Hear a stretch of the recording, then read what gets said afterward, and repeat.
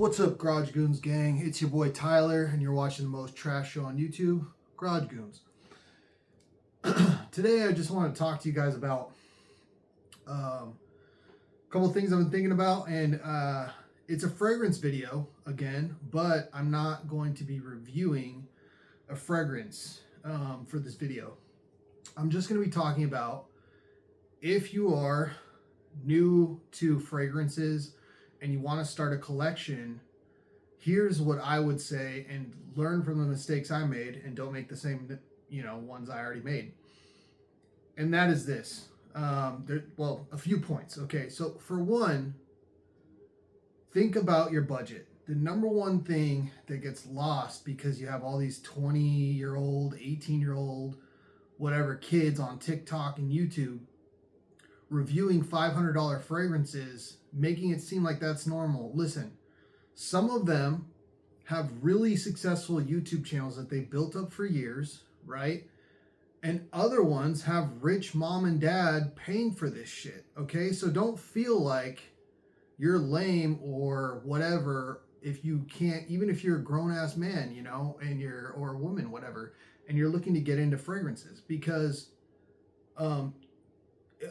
don't feel lame if you can't afford the most expensive niche or designer colognes. I honestly think a lot of the game today is hype, and a lot of the game today is like people want to say, when people get asked, oh my gosh, you smell so good, what are you wearing? They want to say that they're wearing this $500 fragrance or $400 fragrance or $300 fragrance.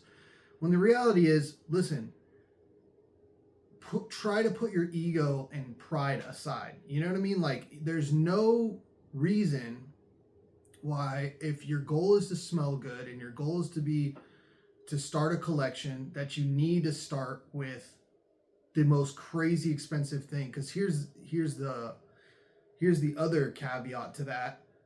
You might buy it because everyone on TikTok, everyone on YouTube is saying this is the greatest thing ever. I love this. It lasts forever, whatever. Skin chemistry is different person to person. I have bought stuff that I like the way it smelled, whatever, on a paper strip, and I bought it and it lasted 3 to 4 hours and then went away on my skin. So now I'm having to reapply this shit all the time, which I don't want to have to do. I want to spray it once, getting out of the shower in the morning. I want to have it last 8+ hours, and I don't want to have to worry about reapplying it or bring the bottle with me to work or whatever, you know what I mean? Or if I'm home on the weekend, going to the bedroom, going to the stash and just reapplying it every 3-4 hours. That's annoying. And if you pay decent money, you should get something that performs decently, in my opinion. Smell alone is not enough to justify a fragrance, okay? Two, I would say that there's a lot of, especially in this YouTube, TikTok, whatever realm, there's a lot of elitism when it comes to clones. And I do think clones have a place. And I know there's a lot of fragrance reviewers, and you'll notice the most successful ones are in their 20s, 30s, and over, right? They probably have careers or successful YouTube channels. They have multiple streams of income, so they're able to buy this stuff. And a lot of times what they don't tell you is the designers gift them. They're like, hey, you can have this bottle. I just want you to review it and say it's from our house, whatever, and this is what I want. So a lot of times these guys that have shelves and shelves of fragrances are getting the shit for free or gifted from their fan base or whatever. So it's not real world reality to expect to have, if you're just starting out, $10,000 fragrance collection. It doesn't even make sense. Here's another tip. I would definitely look into things like Scentbird or there's so many different companies now that basically sell samples of scents. And also, most of the time on websites, if it's like, let's say you're going to Chanel.com or Dior, whatever, you can get a sample set for like 15 to like $30. And they're going to give you a bunch of little sprayers with like 1 milliliter of fragrance in there. And then you can smell it and you can wear it. You can see how it performs. Then when you know you love this particular fragrance, you can go ahead and buy the full bottle when you've saved enough money and it makes sense financially for you to do so. Or, another thing you can do, I never really recommend blind buying, but this is the one instance where I would say it's okay to blind buy something.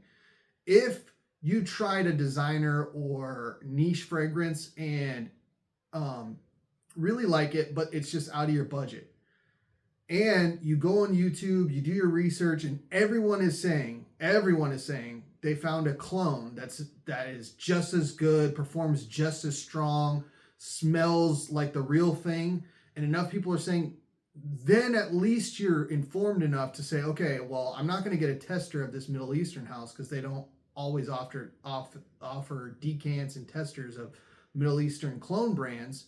But I've seen enough people say it smells like this fragrance that I really like.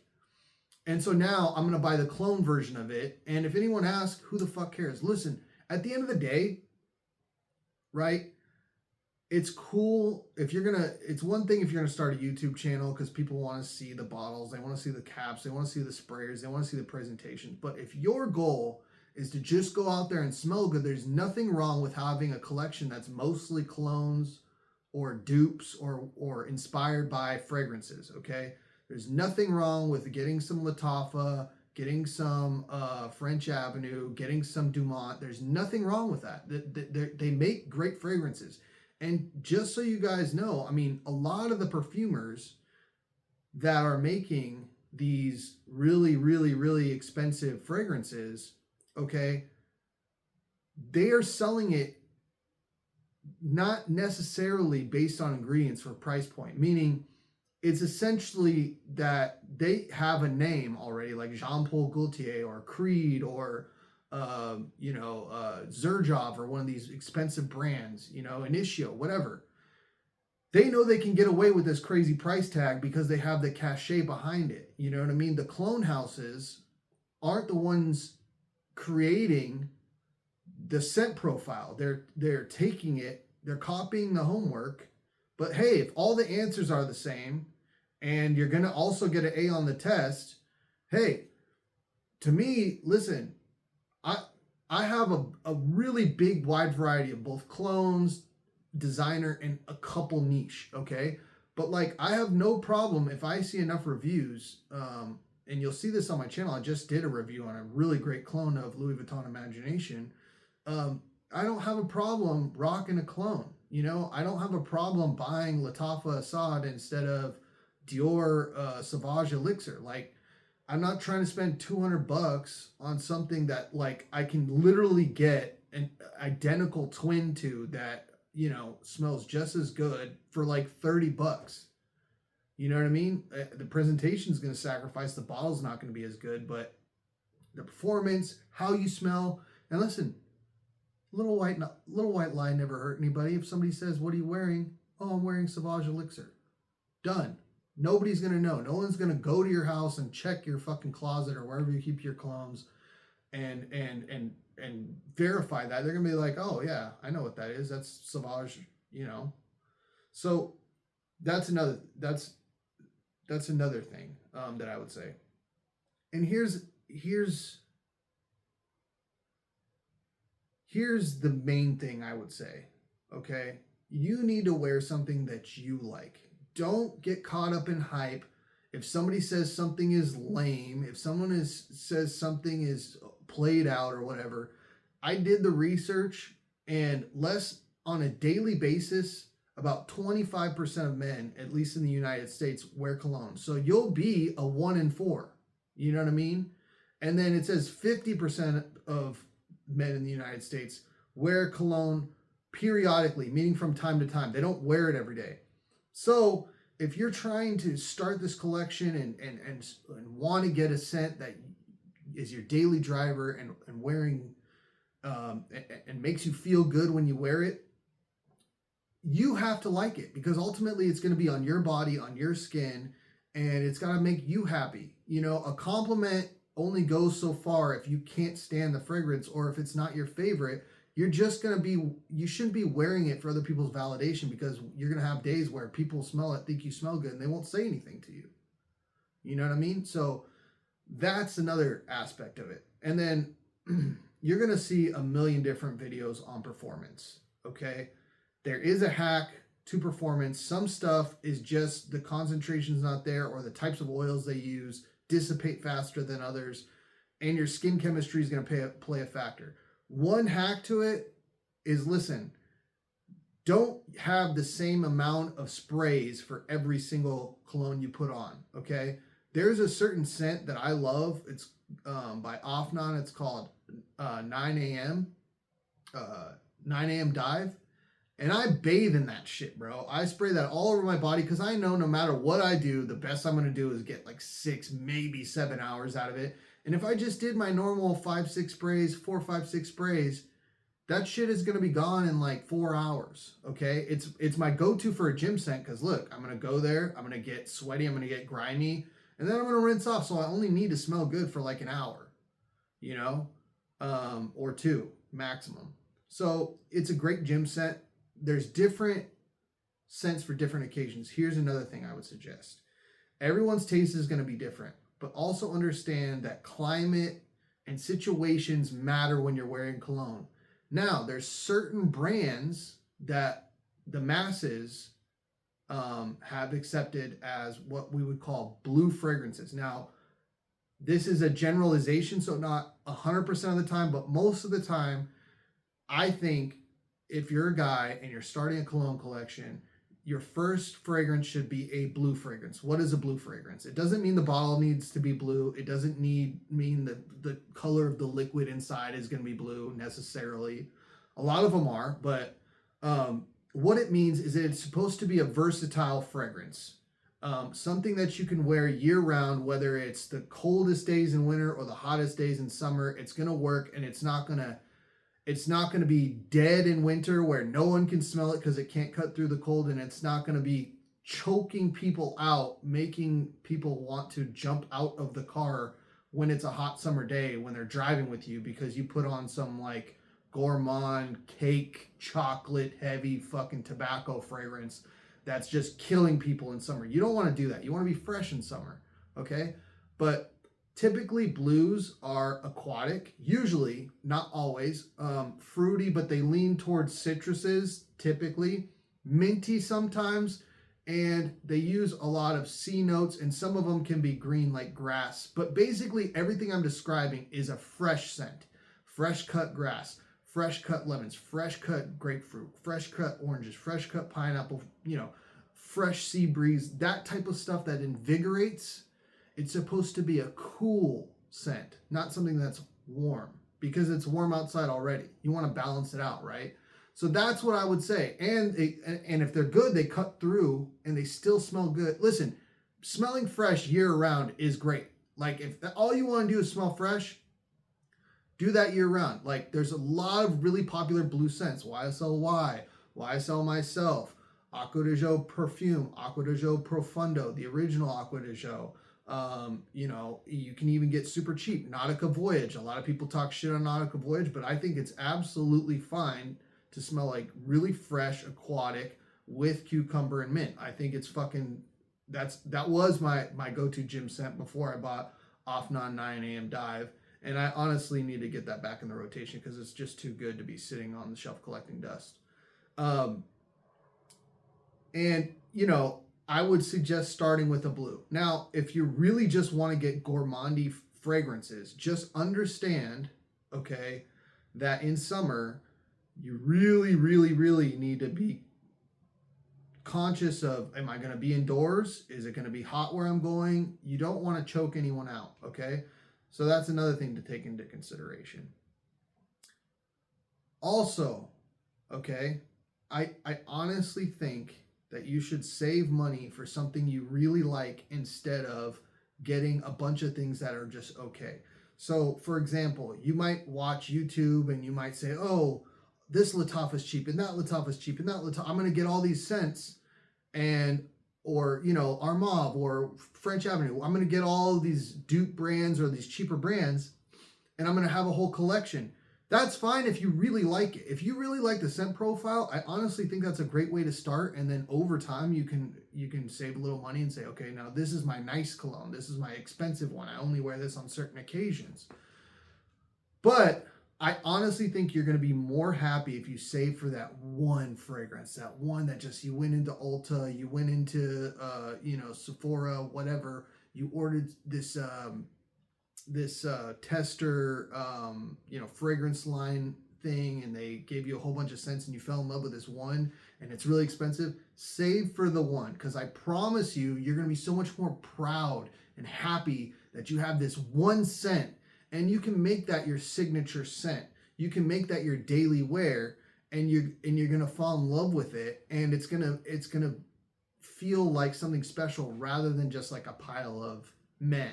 You know what I mean? So that's another thing I would say. And then here's the thing, man. Lastly, I'm just gonna go over the three big groups of fragrances. Okay, you have niche, you have designer, and you have clone houses or inspired by houses or dupes. Okay.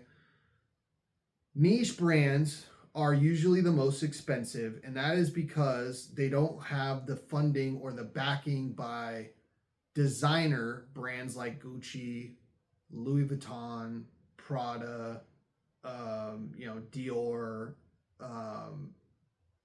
Armani, one of these brands where they can get money from the actual designer company to still keep the price high, but still take it down enough to where it's not so expensive. Niche houses, all they do for the most part is perfumery. Okay, so they're only focused on that. So a lot of them are only they're not trying to cut any quarters. They don't have a CEO telling them, hey, you have this much dollars to make this kind of scent, and we're trying to sell it for this much. They're saying, hey, we're going to sell it to make a profit, and we're going to use, usually, not always, the best ingredients. Also with niche brands, they take more chances. They're a little bit usually more interesting, and a lot of times they're more divisive. So with niche brands, they are really trying to captivate experienced fragrance enthusiasts. Designer brands are just trying to be mass appealing to the most amount of people and get on TV with Johnny Depp or whatever, Hollywood star is going to endorse their, ASAP Rocky, so I'm in a Gucci Guilty commercial. They're just trying to promote through media the normal way a designer brand would, you know what I mean? And then you have clone houses. Most of them are from the Middle East, not all of them, but most of them are. And those ones are just going to say, hey, this fragrance is really popular. A lot of people like this fragrance, or a lot of people are paying a lot of money for this fragrance, right? So we're going to do our best with a little bit less, usually, not always, but usually less quality ingredients, and see how we can get as close as possible, or even put a little twist on an already popular niche or designer fragrance, right? So basically, price-wise, clones and dupes at the bottom.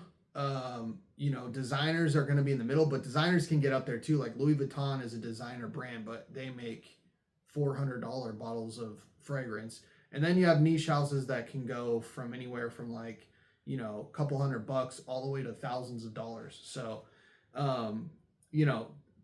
buy fragrances for yourself, because at the end of the day, it's just going to be you wearing this, and you have to live with that scent until you find a shower. You know what I mean? And another pro tip, careful with your white shirts, because some of them have color to them and some of them will stain your shirts. But if you're struggling with the performance of one, instead of just spraying on your skin, spray your sweatshirt, spray your undershirt, spray your fabrics. You will be surprised how many more hours you get out of your performance when you put it on your clothes. Okay? So, that's just my thoughts on if you're going to start out on a fragrance, save up for one you love. If you don't know what you want, start with blue scents. Go to Sephora, go to Dillard's, Neiman Marcus, Macy's, Ulta, wherever that will let you smell it. And, you know, if none of those shops are near you, Nordstrom's, nothing like that, then go online and pay like the 15-20 bucks for the sampler pack or the variety sample decants that they offer. So at least you know, you'll get maybe like, 5 wares out of it, but at least by the time you're done with that decant, you haven't spent that much money and you know which one you like. All right. So that's it, bro. That's just my thoughts. Garage Goons, most trash show on YouTube. Like, comment, subscribe, tell your homies, tell your friends. Talk to me in the comments. I talk back, do all the shit. You know what I mean? Yeah, we are out of this bitch.